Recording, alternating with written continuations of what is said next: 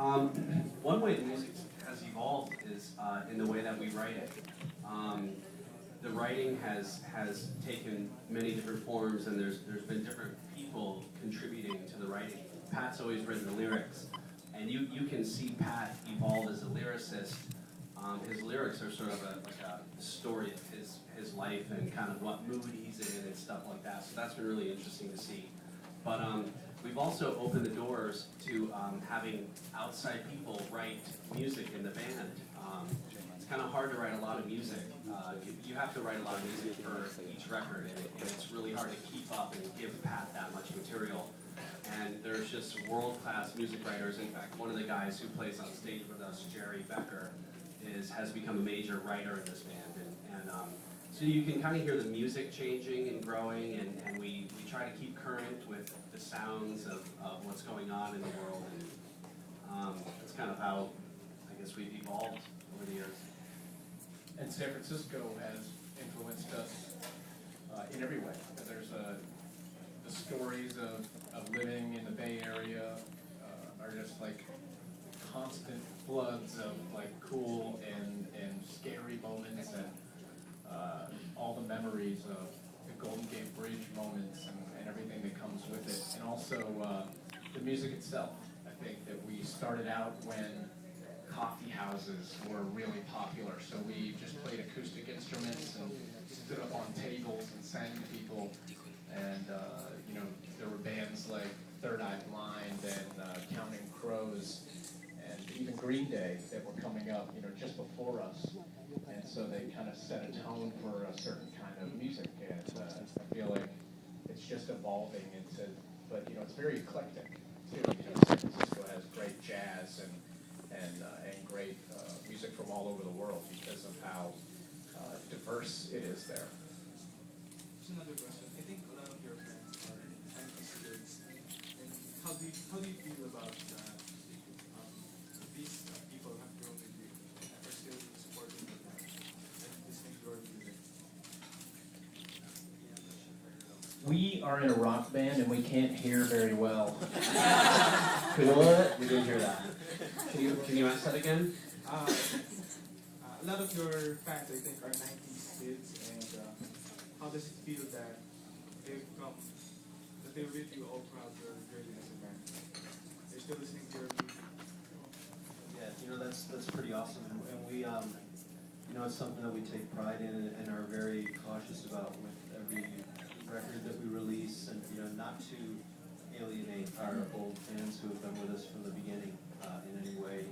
We always try and reach out to them through Facebook and Twitter and different social media, because with a song like Hey Soul Sister, it's really opened us up to a whole new group of fans.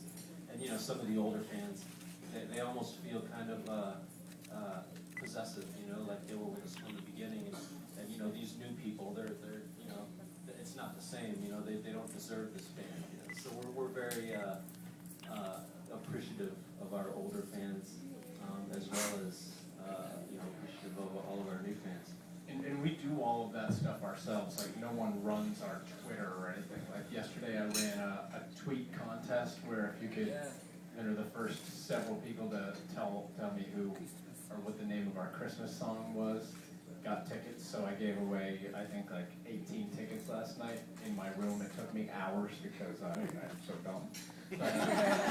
But it was fun because they were like, so what will I do and who are you? And they didn't believe it was me. So I just, but it's cool to be able to communicate with people all over the world instantly.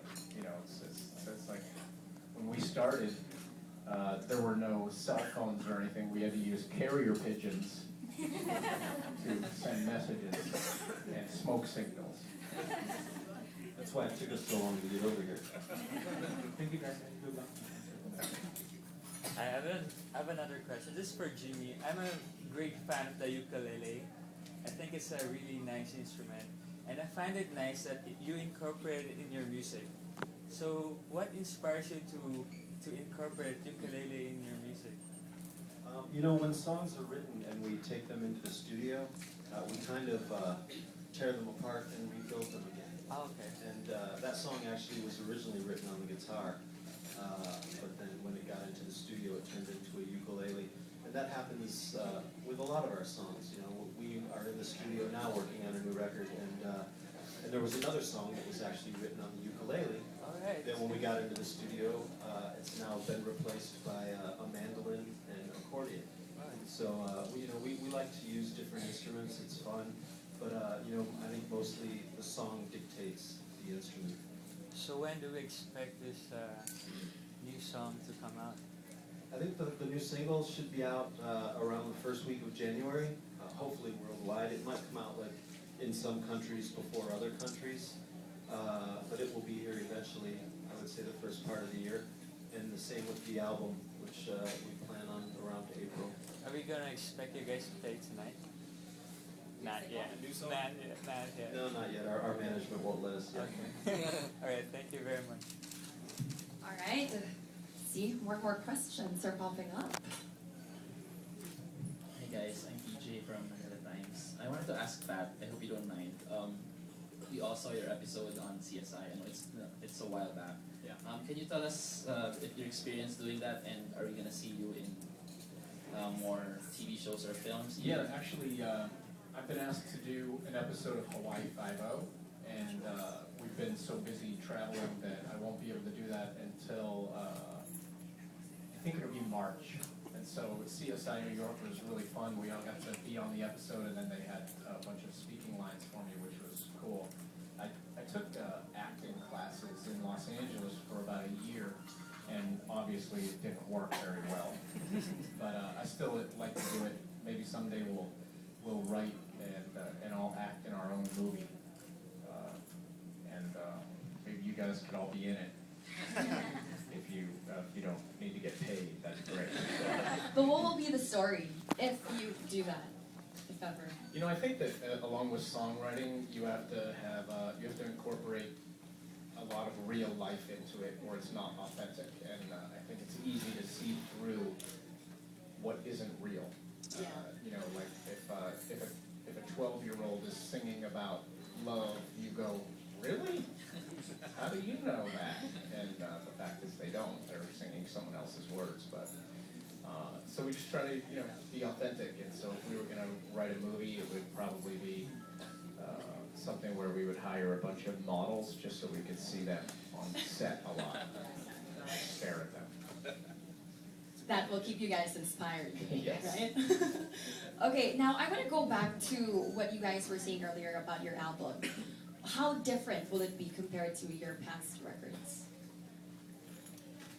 I think it's it's not so different that it doesn't sound like us by any means, but there's a lot more up-tempo songs. I think it's going to be more danceable, and we've been working on it. We were just in the studio recording it, and the flow of the work we're just in a really good space right now. I think because we got done with like 2.5 years of touring, we're playing really well. And Butch Walker is producing it. He's got a little bit of a different approach to sounds and stuff like that. But it's definitely a train record. I just think it's going to be more danceable, which we're excited about because we want to make people dance at our shows now. It's kind of like where we're at as a band. All right. So are